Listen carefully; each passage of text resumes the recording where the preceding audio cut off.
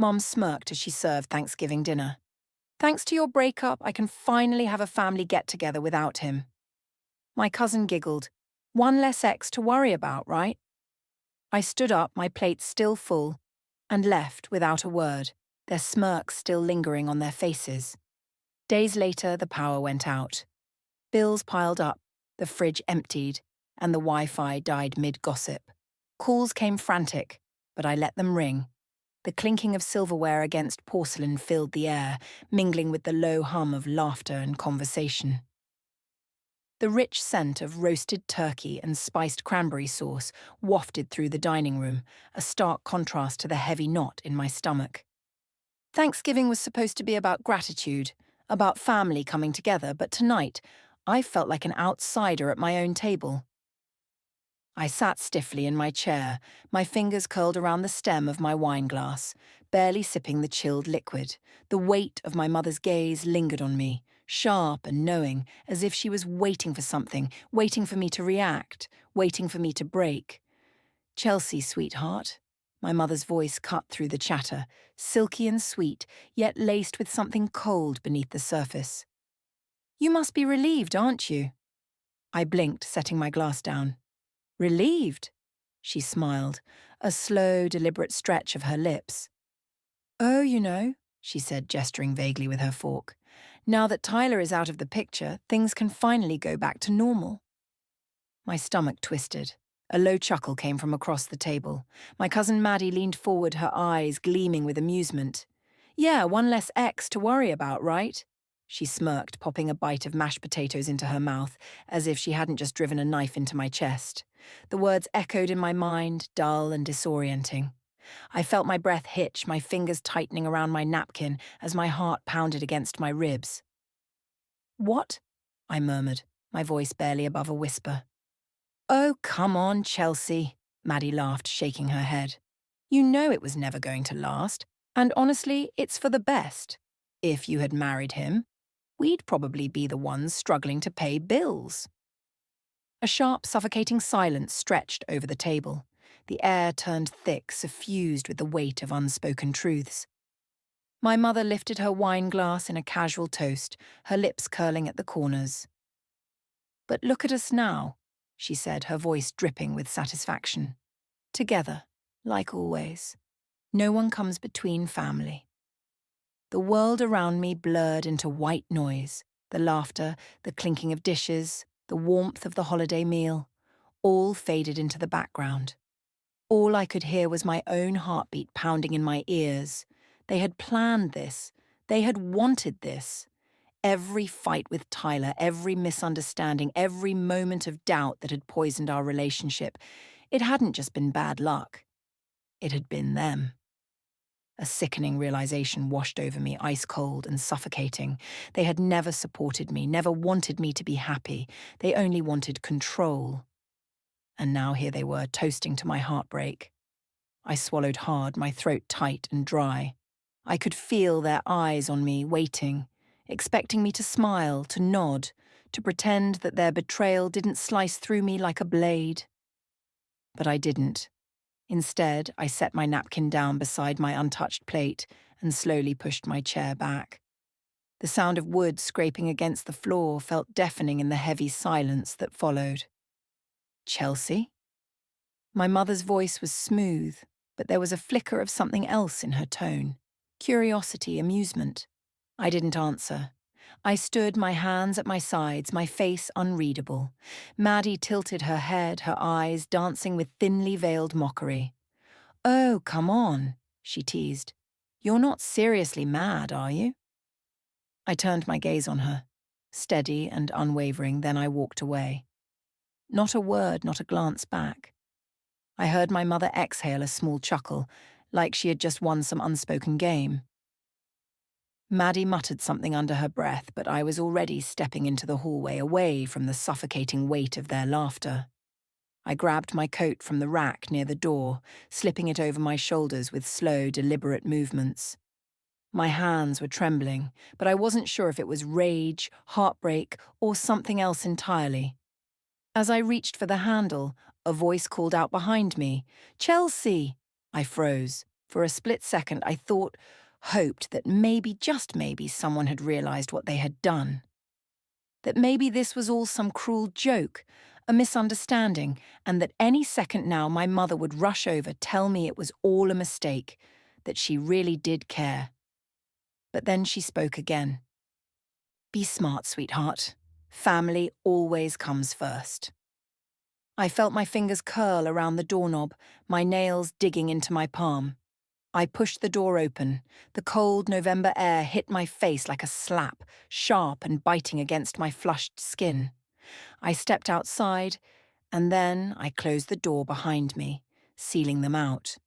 Not just for the night, but for good. As I walked down the driveway, my breath formed white clouds in the frigid air.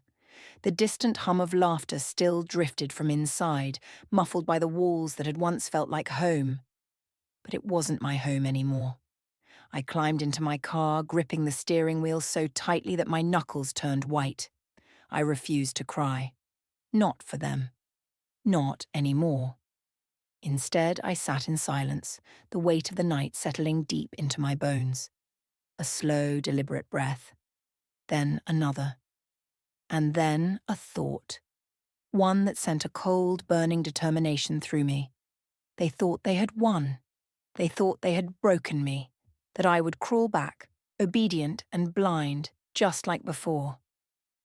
But they were wrong, because I wasn't just walking away. I was leaving them behind forever. And this time, they were the ones who were about to lose everything.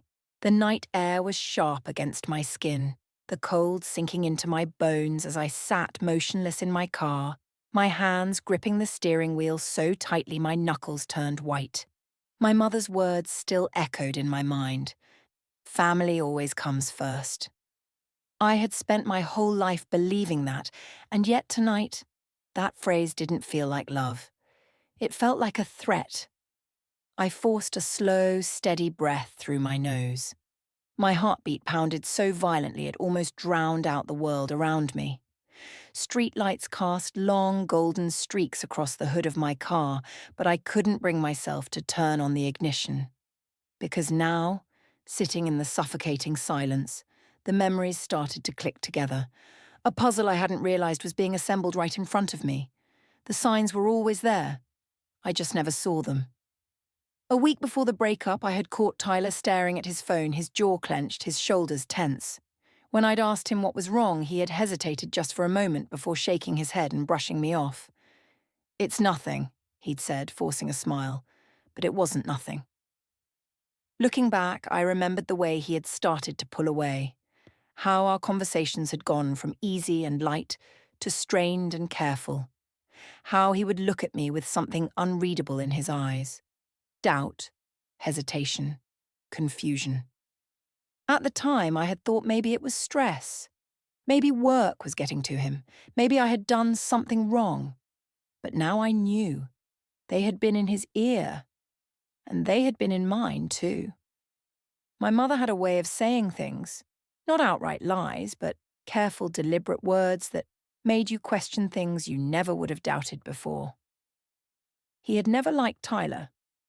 Not because he was a bad person, not because he had ever treated me poorly, but because he was a risk, because he loved me in a way that made her nervous.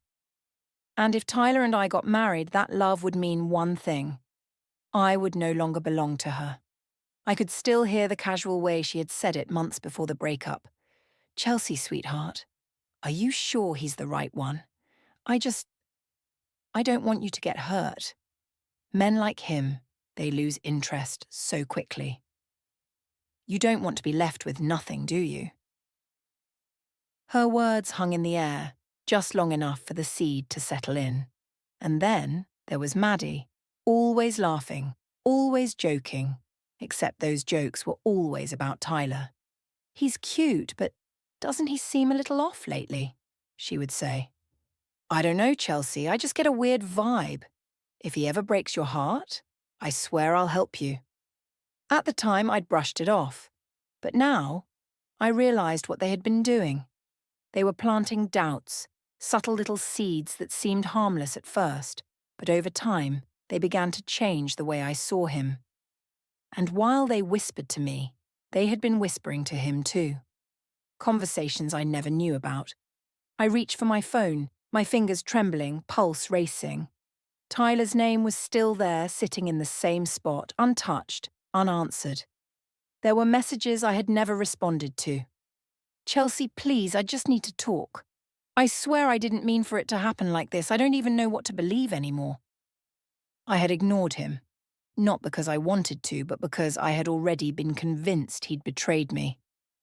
But now, a sickening feeling twisted in my stomach. Maybe, just maybe, he had been manipulated too.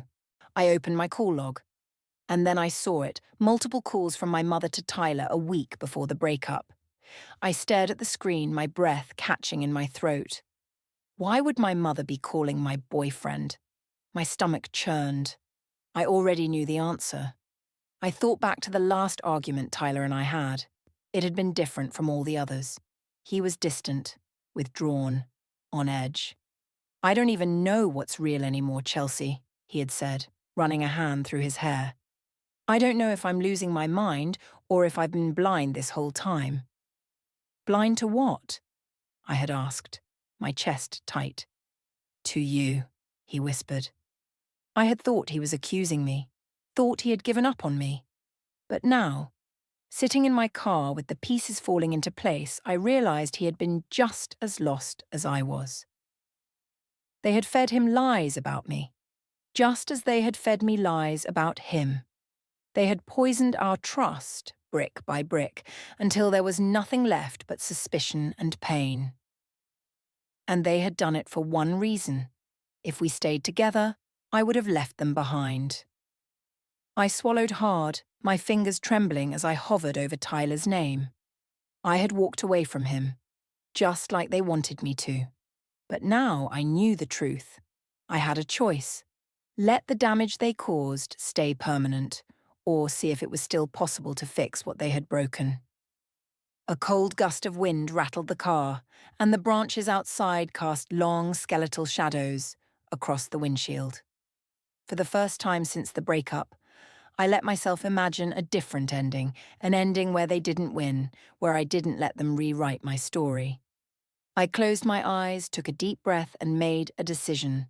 I tapped the screen and called Tyler. The world outside my apartment was quiet, but I knew things were starting to spiral at my mother's house. It had only been a few days since I stopped financing their lives, and already cracks were showing. The text messages had gone from polite requests to irritated demands, and soon they would turn into full-blown panic. They had built their lives around the assumption that I would always be there to catch them. But now they were falling. The first sign of their downfall came sooner than expected. I had just settled on the couch with a cup of tea when my phone buzzed. The name on the screen made my chest tighten, but not with fear. I didn't answer. Seconds later, another buzz, a voicemail. I hesitated, then pressed play. Chelsea, the electric company, called today. There must be a mistake. They're saying the payment was declined. I told them it would be sorted out immediately, but I can't get into the account. Call me back and fix this, sweetheart. Fix this, like I had been doing my entire life. I leaned back, letting her voice fill the silence of my apartment. It should have hurt hearing her so casual, so entitled, but instead all I felt was a strange clarity. There was no acknowledgement of what she had done to me, no apology, no remorse, just expectation. She still thought I would take care of it. She was about to learn otherwise. 2 days later, the texts came in rapid succession. Maddie, are you just ignoring us now? Maddie, seriously? Chelsea, the Wi-Fi is down. We need it for work. Mum, I don't understand what's happening. I tried to get groceries today and my card was declined. I thought there was a fraud alert, but when I called the bank, they said the account was closed. We need to talk. I smirked, setting my phone down. They hadn't even realized it yet. I had cut them off completely. No more shared credit accounts, no more auto payments, no more easy money. And now, without my support, they were facing a reality they had never prepared for. Their house, the one I had kept afloat for years, was starting to collapse. I knew my mother well enough to predict what would happen next. First, confusion, then frustration, and finally, blame. Sure enough, by the end of the week, the messages took on a new tone. "Mum, I don't know why you're doing this to us, Chelsea. We're your family. We've always been there for you. Maddie, this is so childish. Mom is stressed and you're just sitting there watching us struggle. That's messed up. Mom, after everything I've done for you, this is how you repay me." I exhaled sharply, tossing my phone onto the table. It was almost laughable how quickly their concern had turned into guilt-tripping. They didn't care that I had been the one hurt. They only cared about what they had lost. One evening, as I was heading out for a walk, I caught a glimpse of just how much things had changed for them. I wasn't avoiding my mother's house, but I hadn't planned on walking past it either. As I turned onto the familiar street, my feet carried me toward the place that had once been my home. It looked the same on the outside, but something felt different. The porch light was off. The curtains were drawn, as if trying to hide what was happening inside. And then I saw it, a yellow slip of paper taped to the front door. From where I stood, I could make out the bold letters: "Final notice, utility shut-off warning." I stopped in my tracks. The electricity, they were running out of time. I should have felt guilty. I should have felt something. But all I felt was a cold, sharp sense of justice. This was the life they had chosen. They had pushed me away, laughed at my pain, torn apart the one good thing I had left. All because they wanted to keep using me. Now they were seeing exactly what life was like without me. I turned away from the house and kept walking. For the first time in years, I felt weightless. I didn't owe them anything. I didn't have to save them. And for the first time, they were starting to realize it too. Their smirks had faded, and their comfortable life was slipping through their fingers. And I was finally free. The first time I let my mother's call ring out, I felt a strange, unfamiliar sensation: power. For years, I had dropped everything to answer her, whether I was at work, out with friends, or exhausted from a long day. She never asked if I had the time. She expected me to make time. But now she was the one waiting. The phone buzzed again, persistent, insistent. I stared at it, then let it ring. Ignoring them wasn't difficult at first. The texts and voicemails were nothing more than a test. They wanted to see if I would break, if I would feel guilty, if I would come running back like I always had. But when I didn't, that's when the tone started to change. "Mum, Chelsea, I don't understand what's going on. Why aren't you answering? Maddie, are you seriously ghosting your own family? That's so messed up." I read each message in silence. They weren't apologizing. They weren't acknowledging what they had done. They were just confused as to why their source of comfort, stability, and money had suddenly dried up. And I was going to let them stay confused. The next day, 7 missed calls. Mom, Maddie, then Mom again. By the 4th voicemail, I could hear the frustration bleeding through her words. "Chelsea, what is going on? I know you're getting these messages. I raised you better than to ignore your own mother." I laughed. Actually laughed. The irony of it all. She raised me better? Better than what? Falling for her manipulation again? I tossed my phone onto the couch and went about my day. I made myself a real breakfast, something I never had time for when I was busy cleaning up their messes. I took a long, uninterrupted shower. I sat in silence, enjoying the rare luxury of knowing no one could demand anything from me. It was exhilarating. And when my phone buzzed again, I didn't even bother to look. A week passed. The texts slowed. The calls weren't as frequent, but I could feel the anxiety growing in their silence. Then, one night, my phone lit up again. This time it was a video call. I stared at the screen. My mother. Normally she hated video calls. She only used them when she wanted to be dramatic. I let it ring until it stopped. A few seconds later, a text appeared. "Mom, fine. If you won't answer, then at least look at what you're doing to us. An image loaded beneath her message, a picture of their house completely dark. No lights, no glow from the windows, nothing but a cold, empty silhouette against the night. The power had been shut off. I tilted my head, taking in the image. Good. Another voicemail came in the next morning. This time my mother's voice was softer, almost pleading. "Chelsea, sweetheart, I think there's been a misunderstanding." I rolled my eyes. Here it was. "We've just been under a lot of stress lately, you know. I may have said some things I didn't mean, but that's just how I am. You shouldn't take it so personally." So now it was a misunderstanding. Now I was being too sensitive. It was fascinating watching her change shape, shift tactics, trying to worm her way back in. I almost admired the effort, but I wasn't falling for it. By the second week, their texts became a different kind of desperate. Not because they missed me, not because they were sorry, but because they needed me.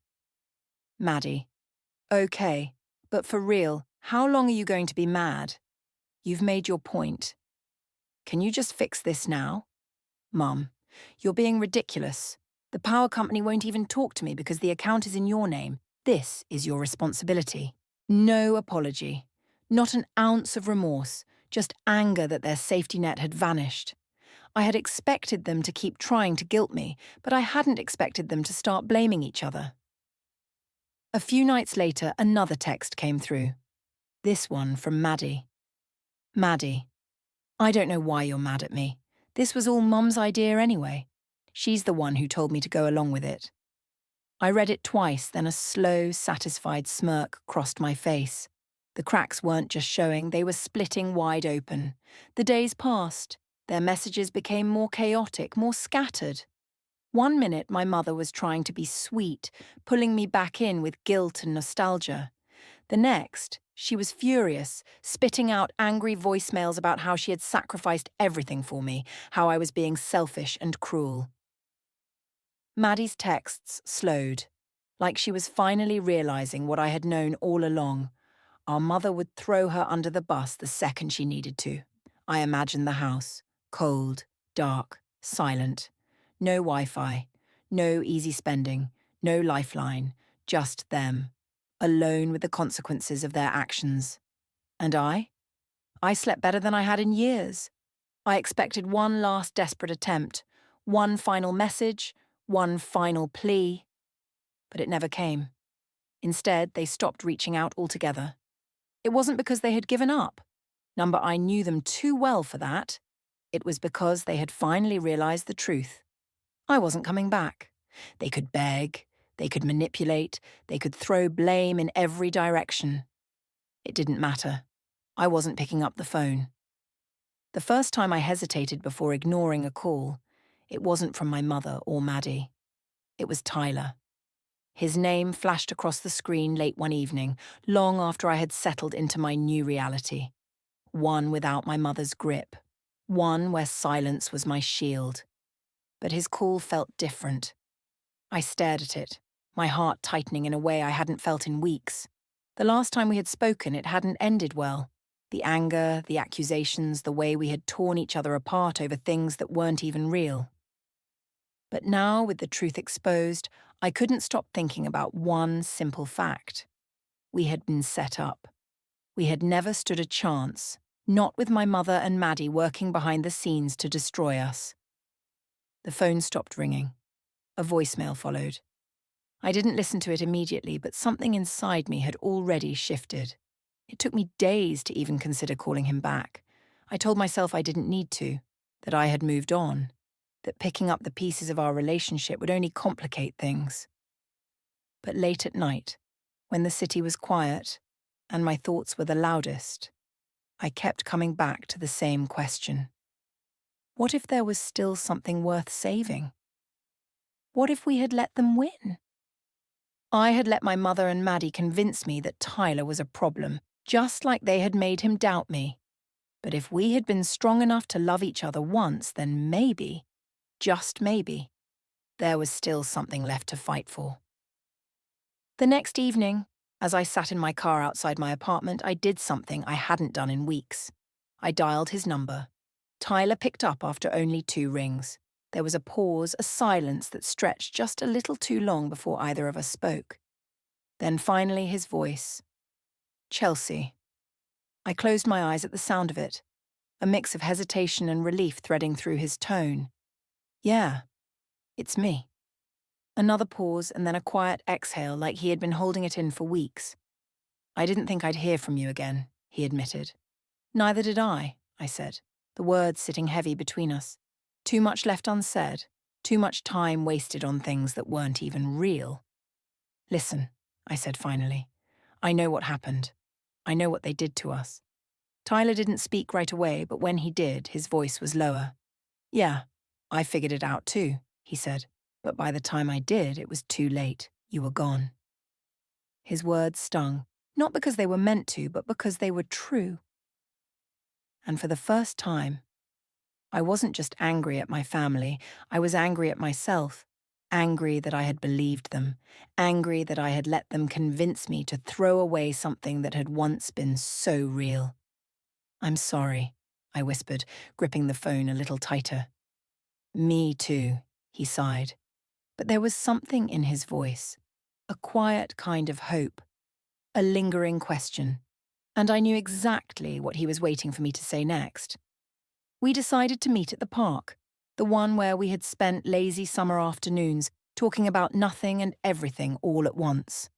It felt safer than meeting at either of our places, neutral ground, away from the shadows of the past. When I saw him standing by the benches, hands in his pockets, shoulders tense, I almost turned around. What if we were too broken to fix? But then he looked up, and his eyes softened the moment they met mine. And suddenly, I wasn't afraid anymore. He gave me a small, hesitant smile. Hey. Hey.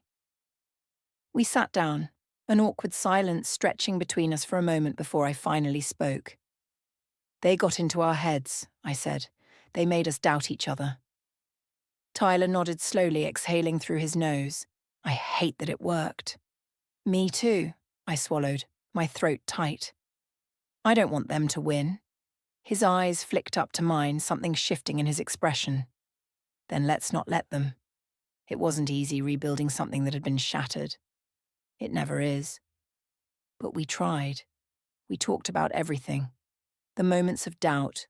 The night spent wondering if we had made a mistake. Tyler admitted how my mother had gotten to him. How she had made him question if he was really what I needed.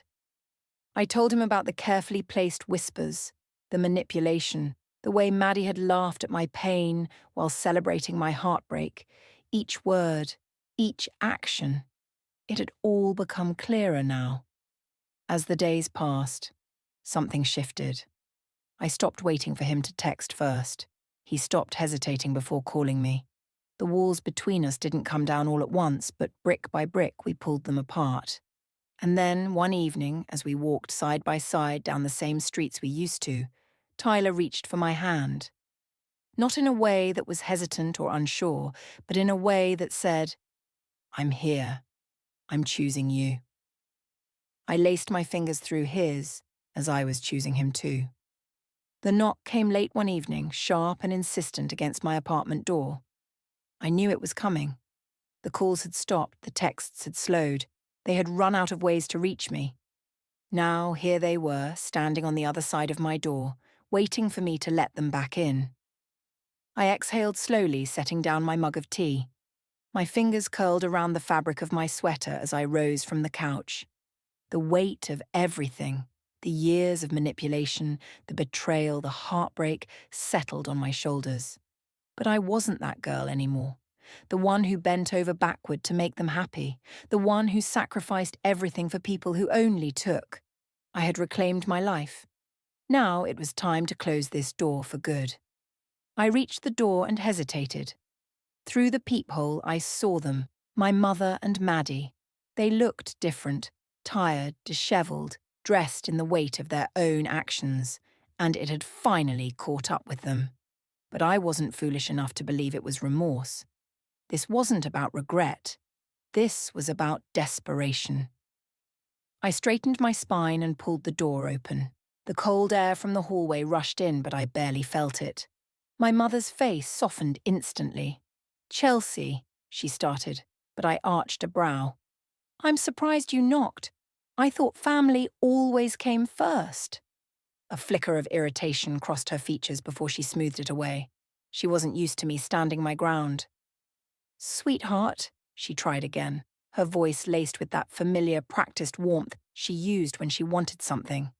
"Can we come in?" I didn't move.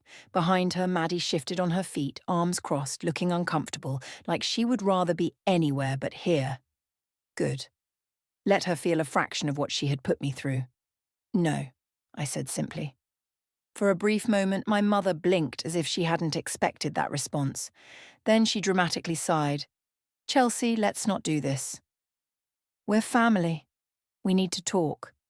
I leaned against the doorframe, arms crossed. "Funny," I mused. "You didn't want to talk when you were celebrating my breakup over Thanksgiving dinner." Maddie flinched, and my mother's lips pressed into a thin line. "That was a misunderstanding," she said. I let out a short laugh. "No, it wasn't." There was a beat of silence before her voice dropped into something sharper, less patient. "This has gone on long enough, Chelsea. You've made your point, but this—" She gestured between us as if I was the one being unreasonable. "This is cruel." Maddie, who had been silent until now, finally spoke. "We get it, okay?" she muttered, scowling. "You're mad. You've had your little tantrum, but we can't live like this." I felt something inside me click into place. There was no, "I'm sorry, no, we were wrong." Just, "We can't. Can't live like this." They didn't care about me. They cared about what they had lost, and I wasn't about to give it back. I met my mother's gaze head on, unwavering, unshaken. "You know what's funny?" I said, my voice eerily calm. She narrowed her eyes, clearly not amused. "You made me believe I couldn't survive without you," I continued. "You convinced me that I needed this family, that I needed to take care of you." I took a step forward, just enough that I saw my mother tense. "But the truth is," I whispered, "you were the ones who couldn't survive without me." Maddie's face twisted. "Oh, come on, Chelsea. Don't act like you're better than us." I turned to her, my lips curling into something close to amusement. "I don't have to act. I just finally know my worth." My mother exhaled sharply, her patience wearing thin. "We don't have time for this. Just tell me, what do you want?" But there it was. She thought this was a negotiation, that I had some price for my forgiveness. I smiled, slow and deliberate. "I want you to leave." Her face darkened. "Chelsea." I didn't wait for her to finish. I stepped back and closed the door, firm, final, a line drawn in concrete, and for the first time in my life I didn't hesitate. I leaned against the door, listening for a moment. There was silence. Then Maddie's voice, sharp, frustrated. "I told you she wasn't going to fall for it." A low, angry murmur from my mother. I couldn't make out the words, but I could hear the bitterness in them. Then footsteps, and finally, silence. I closed my eyes, inhaling deeply. They were gone for good this time, and I had never felt lighter. The thing about toxic people is they don't leave quietly. They claw, they manipulate, they make you question yourself. But once you see them for who they are, truly see them, they lose their power. I didn't need them anymore. I never did. And as I stepped back into my apartment, locking the door behind me, I smiled. Because for the first time in my life, I was finally free. The silence after they left was different. Not the kind that felt heavy, not the kind that made my chest tighten with uncertainty. This silence was peace. I stood in my apartment, the finality of the moment settling over me like a warm, protective shield. For the first time in years, there was no weight pressing down on me, no expectations, no manipulation, no one leeching off my kindness. I had done it. I had walked away, and I wasn't looking back. I had spent so many years trapped in a cycle of giving and sacrificing for people who only took. Now I was choosing myself. I could make my own decisions without worrying if they would approve. I could spend my money on things that made me happy without wondering how they would twist it into another guilt trip. And most importantly, I was no longer alone. Tyler was there, standing beside me in a way that no one else ever had. We weren't perfect. We had wounds that needed healing, scars that wouldn't fade overnight. But the difference now? We had each other. No whispers in our ears, no outside voices poisoning what we had. Just us. And that was enough. I used to think that getting revenge would feel like a grand moment, like fireworks, like some dramatic scene in a movie where I walked away victorious while they crumbled behind me. But the truth? Revenge wasn't about making them suffer. It was about removing them from my life entirely. No more waiting for apologies that would never come. No more giving chances to people who had already shown me who they were. The best revenge? Living a life they could never touch again. And that's exactly what I planned to do. I thought about my mother and Maddie sometimes. Not with sadness, not with longing.